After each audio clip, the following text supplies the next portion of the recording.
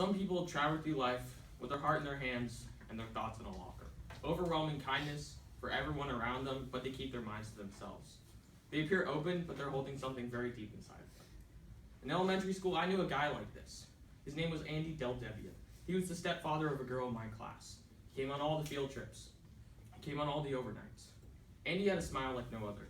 When he was with kids, nothing kept him from being happy. He would laugh, and he would smile, and he would joke, and he would tell stories. I developed a great relationship with Andy. We laughed together and played together. We worked together and we cleaned together. When I couldn't sleep at an overnight, he talked baseball with me. He calmed me down. Andy told me stories so vivid they almost seemed real. It was his experiences with me and my class that convinced him to go back to school. He wanted to become an English teacher. So he did. And he kept telling stories. But Andy wasn't telling other people's stories now. He told himself stories.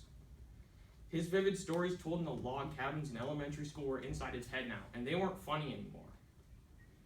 Andy had severe depression. You see, he kept things locked up inside that no one ever knew. He didn't want it to scar his joyous, brilliant image. His storytelling was a powerful weapon when used against himself. He told himself he wasn't good enough, that the world would be a better place without him. He got so tied up in his head that he couldn't find his way out. Andy killed himself last Sunday. He left without saying goodbye, no closure. I can't hate him for it. I can't let hate and resentment be my lasting image of him, because I know he fought. I have stirred up storms all around me my whole life, he said, and I have built paper boats to save myself. His boat, resting on the waves, bright white and strong from a distance, up close only carefully folded paper, so fragile a shift of wind could send its keelless hull topside.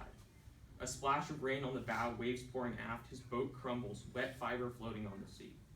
Boats come and go with the ebb and flow of the storms, fragile support systems doomed from the start. Slowly, the once gallant, stark white boat doesn't even appear strong from across the pond. It crumbles on contact with the water, no stronger than a paper wrapper falling into the stream. He knew his stories weren't real. He said it himself.